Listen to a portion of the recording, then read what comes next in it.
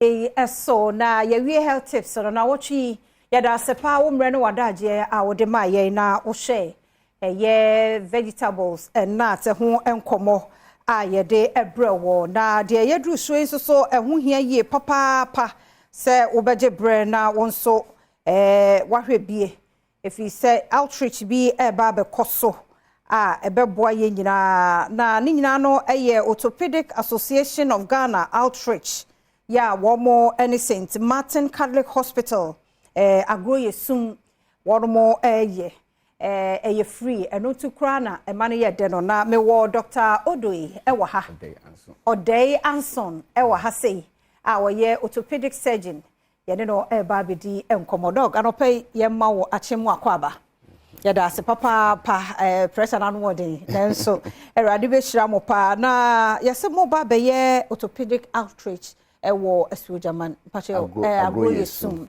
yentie ho nsem Senator me catch on orthopedics ye kan doctors omo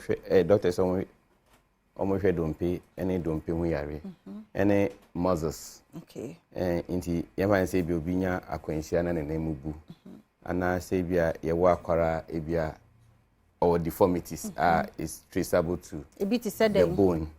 Ebi no hombe no more clawfoot, which is the common thing. Yes. Okay. Ebi also as they grow no omutanya bow leg knock knee.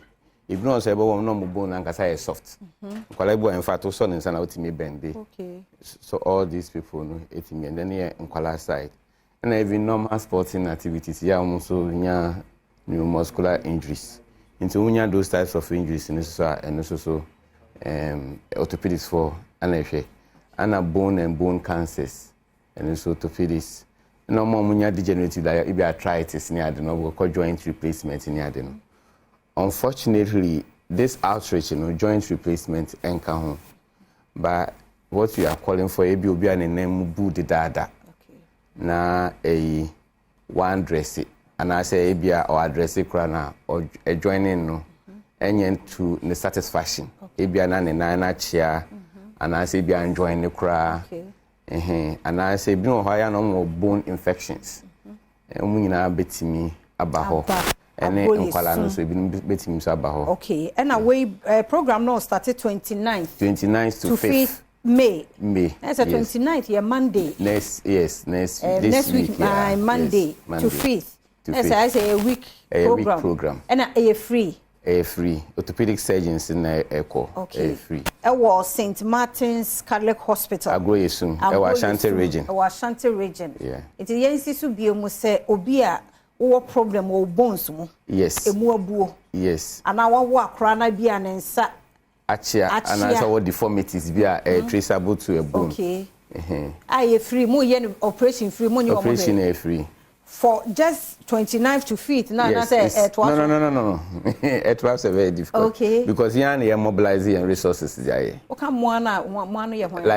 orthopedic surgeons, which is about 77 in the country. Okay. And you're mobilizing and personal resources.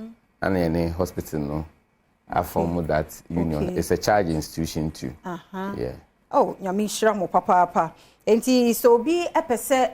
Nkoma yedi odom suko na wonya muntiase a am say numbers bi wa ha ma me fan to da anti de ye kan e free so wa Agroyesum ene ne mpotamo e wo asantemantam mu amunim ho no St. Martin's Catholic Hospital Agroyesum e ho e na orthopedic surgeons ya wo mo hwe nnompemu ene emanyina no wo makom ho abom e so mo ye 77 and wo yama ye free entie bia wunua bi obusuani bi anya accident affecting a nine nensa emu abunum ne ade a nyame ya adom ayefi ani kire Agroyesum 29th to 5th May just for sad days ya pe 29th to 5th May no and wo yama ye free was St. Martin's for number na ginchiremu bia ya ewo ho 0554 915051 0554 915051 and 0531 116319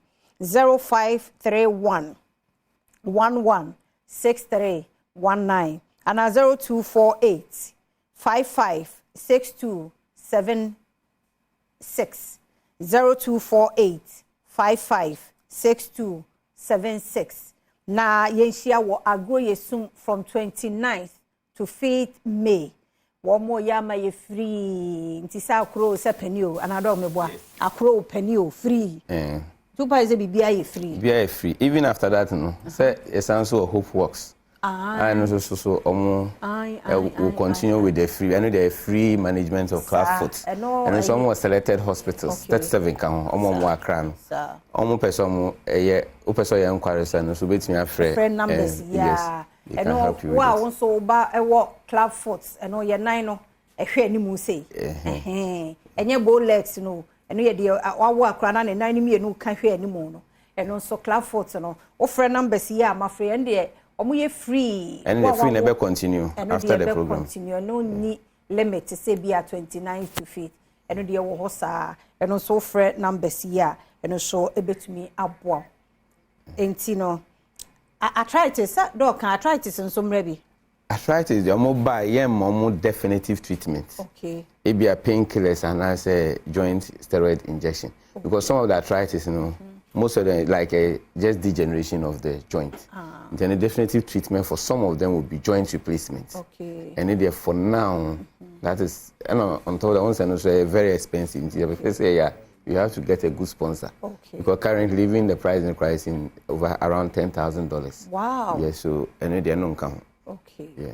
It's no. Yen shannon some basebia when you fracture be or nemo boo and some more boo no near dear. Yes. Na ye true meka Agroyesum our Ashanti region. And I say your operation crown and ye are waiting me about. Okay.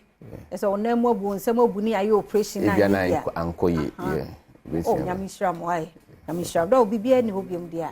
Be more. No. Okay, thanks. That's it. My main some more number no baku ABM 0554 915051 0554 915051 and 0531 116319 0531 116319 na wo problem bia wo bones mu abubu bia dey free 29th to 5th May Agroyesum St. Martin's Catholic Hospital Agroyesum Women Orthopedic Association of Ghana and yesa outreach we e dia mighty nyamishra no information here yeda say papa enti Dr.